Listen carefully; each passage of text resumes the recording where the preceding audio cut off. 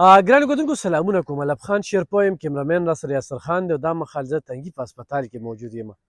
ډېره موده پس زه هسپتال کې د ښېګړې کارونه وینم او په هغې باندې صفت کوم د ایم ایس ډاکټر امین خټک صاحب. په دې هسپتال کې ډېر ایم ایسان پاتې شوي دي. حقیقت درته یم خو تر دې وخته پورې زه د ایم ایس سره میلاو شوی نه یم.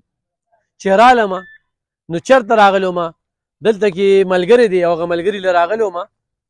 دا ډېر زبردست هسپتال دی. نو ما یې هغه سره ملاقات وکړم، خو چې دلته کې مې حالات وکتل نو دا ډیګۍ دا د کلونو راسې بنده وه. دا ډیګۍ ایم ایس په خپله خرچه او په خپلو کوششونو باندې دا کوله وکړله. بجلی مسله وه، تار یې ورله راوسته. دلته کې به یو ځنګل و، یارېدې به هغه بالکل د هغې صفۍ وشوله. دلته کې به چې کوم دی نو ناسته ډېره ګرانه وه. په دې لار چې به تلې که نه نو دا وګوره دا ونې کټۍ دا هر څه وشو. د دې د صفایۍ سره او د هسپتال د پرمختګ سره ډېر مهم رول دی. دننه نور هم ډېر زیات کارونه شوي دي. چا چې ډیوټۍ نه کولې هغې په ډیوټۍ کړي دي.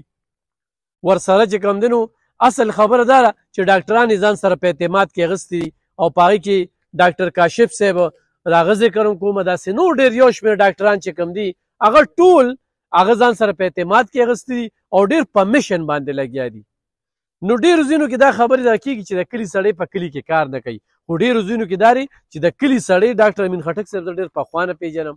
ډېر خدمتي او تنقیدي انسان هم دی، په بل هم تنقید کوي. په 400 هسپتال کې چې کوم دی نو د ماشومانو واټ هغه انچارج و، دغه شانتې وختن په وختن ډېرې مسلې راغلي دي، خو په بل یې تنقید کړی خو نن یې عملي که چې خپله ورته یو چارج میلاو شو د هسپتال ایم ایس شو. نو هغه چینجز چې کوم دی او د هغه د محنت او د خدمت هغه پته لګي. نو زه به دننه څو خبرې ترې به کوو، خو هسپتال کې ډېرې زیاتې تبدیلۍ په لږ وخت کې راغلي. چونکې دې وخت کې محکمه صحت سره 1 روپۍ پنډ نشته، خو یو سړی وایي که نه چې محکمه صحت هر څه کوي نو هېڅ هم نه کوي.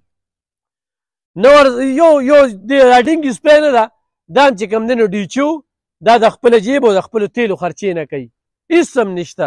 خو د هغې باوجود هم د تنګي په هسپتال کې دومره لوی پراجیکټ دی، دومره ښه کارونه دا ایم ایس ډاکټر امین خټک صاحب کوي. دې کې چې ورسره څوک کومک کوي، څوک مرسته کوي، هم د ستاینې دي. خو په دې موقع باندې زه ډاکټر امین خټک صاحب ډېره مننه کوم. زو مخکې مونږ سره اوسئ. کتونکو تاسو خبرې واورېدې، د ایم ایس صاحب کمرې ته رالم. اتفاقا چې کوم دی د تنګي کالج سټوډنټان راغلي وو. یو سوچ یې روړ و، سوچ یې دا روړ و چې مونږ خلکو له وینه ورکوو نو زمونږ وینه اکثره چې کومه ده هغه پېښور ته بل ځای ته لاړ شي.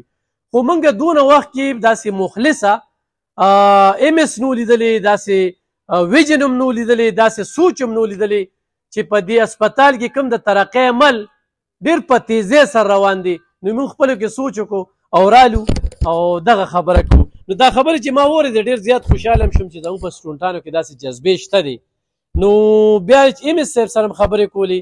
نو وی ګوره په نور هسپتالونو کې به یو پرځي، په تنګي کې 2 دي، خو بدقسمتۍ نه هغه بند دي. نو چې لومبې وي ما چارج اخیستی دی، نو یو ډاکټر صاحب دلته کې راغلی، ډېر تکړه ډاکټر صاحب دی، او هغه ته مې ویلي دي، خو د دوی د دې راتګ سره هغه کار نور هم تیز شو. نو زه به د ده سره لږې خبرې اترې کوم چې دا سوچ هم څنګه وکړو، خپله پېژندګلوي کړو. ډېره مهرباني. الب خان بھائی، امیر افغان نوم مې دی او د پښتون سټوډنټ فیډریشن د ډګري کالج سټوډنټ یم. د بي ایس د 4 سمسټر او خپل سبق هم وایو، د سټوډنټانو خدمت هم کوو. چونکې امین خټک صاحب دلته نوی چارج واغېسته او موږ د تېرو ورځو نه کتل چې نن یې 28مه ورځ ده او دغه د سکیورټي حوالې سره د ډاکټرانو دلته قبضه مافیه ختمول، مختلف قسم اقدامات موږ ګورو په سوشل میډیا باندې. نو موږ یو سوچ وکړو د خپل کیبینټ سره، او موږ سره دغه په ګراوند باندې ګورئ د خپل کیبینټ راغلی دی، او موږ ایم ایس صاحب سره دا مشوره وکړه چې انشاءالله موږ خپل وینه موږ نه بهر فاونډیشن والا وړي، نو ولې نه چې زموږ وینه زموږ په تنګي کې استعمال شي. او زموږ دپاره د فخر خبره دا ده چې ډېر تکړه او قابل ایم ایس راغلی دی. نو موږ به دوی سره خپل کومک کوو او انشاءالله د تنګي هسپتال کې چې څومره مریضان دي، د تنګي په ایریا کې چې څومره مریضان دي، نو موږ به انشاءالله دوی له بلډ ورکوو او دوی به هغوی ته دا بلډ ډونیټ کوي. تاسو بس بسم الله الرحمن الرحیم. زما نوم ایان دی، د بي ایس سره تعلق ساتم، دوی کلاس فیلو یم. مونږ تقریبا د یو هفتې نه دا میټینګ یو بل سره کوو چې یاره مونږ څنګه دوی ته لکه دا خبره وړاندې کړو، ځکه چې مونږ دلته نور ایم ایس صاحب هم راغلي دي، خو لکه هغوی په دې باندې څه داسې غور نه و کړی. مونږ نه به تقریبا کال کې 300-400 ډریپه تلل پېښور ته، هلته زمونږ یو ملګری تللی او تقریبا 4000 روپۍ ډریپ یې ورته وویې. نو زمونږ هغوی ورته وویل چې مونږ د دغه کالج یو، خو بیا هم لږ هغوی چې یاره تاسو پرنسپل صاحب نه دغه رلی او ډېرې قصې ورته کولې. نو د هغې سره مونږ بیا پرنسپل صاحب سره هم دغه وکړو. هغوی وویل چې بس ټیک دی، تاسو دلته چا سره خبرې وکړئ. نو دلته پرایویټ وو، خو هغوی هم بیا لږ دغه خرصول مرسول به یې کول، نو یقینا پرې نه و. نو بیا صدر صاحب مونږ ته وویل چې یاره دلته مونږ د خپل کالج ته لاړ شو، خپل بلډ بینک په کولو وکړو. دغه زمونږ دپاره ډېره ښه ده. مې صاحب سره ملو شوې نو ملاقات او جی ماشاءالله ډېر خوش مزاج انسان دی او مونږ له ډېر ریلیف راکړو او الله دې دوی دغه رنګې مخ په وړاندې لري.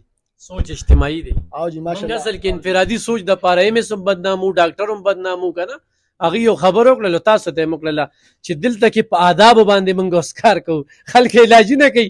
ډاکټر صاحب داسې ځای ته چیلنجز ورته راغلي چې ادب خلکو ته ښودل او پروفیشنلیزم چې لکه ته ستا کار څه دی دا ښودل. دا ودرېدل. یو خبره زه شیر کول غواړم. اوس موږ دلته ایم ایس صاحب سره په میټینګ کې ناست وو، چونکې دا خبره ماته اوس رایاده شوه. د 3 کالو نه ایم ایس صاحب وایي چې دلته داسې خلک شته چې هغه د 3 کالو نه د حکومت نه تنخوا لي خو په هسپتال کې ډیوټي نه کوي، او بیا دوی ته چیلنجز هم راځي. تاسو ته خو پته ده سیاسي دباو هم راځي، دلته خلک دمکیانې هم ورکوي.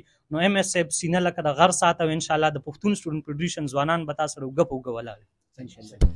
ګرانو کتونکو ایم اس صاحب سره هم خبره ترې کومه. هسپتال برته دننه نور هم ښیم، صفایي عمل هم چې کوم دی هغه دی روان دی، خو دا خو ډېر اتفاقي ده. ډاکټر کاشف صاحب هغه خپله چې کوم دی زه ورسره په ډېرو ځینو کې ملو شوی وم، سوچ پې وخو وي کار ته هم څوک نه پرېږدي. نو چې کله ډاکټر امین خټک صاحب رالو نو دا څنګه چې د 3 کالو دغه مافیا دغه یې راوستله. دلته راځي مختلف تنظیمونه، تصویرونه مو باسي. ایم اس صاحب ډېر ښه کار کوي. ایم اس صاحب چې کوم دی زه سره ولاړ یم 8 کاله پس زه د هسپتال ته رالم. ولې رالم چې هسپتال کې مې په حقیقي معنو کې بدلون ولیده. یو داسې ایم اس مې ولیده چې هغه د چا پروا نه کوي، هغه سوچ لري اجتماعي، او زما د اجتماعي سوچ افسر سره ډېره زیاته لګي. نو ایم اس صاحب ته زه دا برملا ویم چې یو سړی دمکې دړاکي سیاسي وي، غټ افسر وي، څه وي، صرف ما ته ښایي زه به د کوڅې مخې ته ودرېږم چې جي دا د پلانکي پارټۍ والا دی او ده مال هغه هسپتال ټیک کو او دې چې کوم دی نو ورته دا خبرې کوي. او دا کوم خلک چې په دې فیسبوک او په سوشل میډیا باندې کمنټس کوي او غلطې خبرې کوي، نو ما ورته جي دا لږ ورته زما د پیج حواله ورکوه چې د دې کنځلو نو د دې ردو بدو نه موږ به تېرېږو. یو ورځ ډیوټي وکړه، خو د ایماندارۍ تاریخ ته راقم کړو چې په 13 کاله کې ګرانو کتونکو په دې هسپتال کې دا ځنګل و، ګرځېدې به نه شوې، دا به یو ګون ترک په دې به تلې، ملازمین به تنخواګانې به باچاګردي وه، حجرو کې به کارونه کول، خلکو له به حجرې صفا کولې، موږ به هم نه راتلو. ولې چې بیا د ګریوان ته لاس راچي. نو اوس زه ګورم چې ایم اس صاحب کار کوي، نو اوس خو چې څوک ګریوان ته لاس اچي نو هغه به موږ سر ته ګریوان کې لاس اچو، کار وکړې دغه چې کوم دی لاله کې. او بیا دا سټوډنټان چې کوم دي یوازې د پي سیپ نه، هر سټوډنټ دا غواړي چې ښه کار وي، خو دا د ای سیپ وي، خو هغه د پیپل پارټۍ وي، او خو د قومي وطن پارټۍ وي، خو د بلې وي. کار سټوډنټ چې کوم دی کله هم د خپلو مفادو سوچ نه کوي، هغه اجتماعي سوچ کوي. نو ټول سټوډنټان سره ډاکټر امین خټک صاحب ولاړ دي، او دا ډېر اتفاقي چانس چې یو سټوډنټ راځي یاره جي موږ وینه درکوو، زموږ دا وینه په تنګي کې په ځای راولې. الله دې کړي چې تنګیواله سوچ په ځای شي، انشاءالله زموږ ټول ادارې به په ترقۍ شي.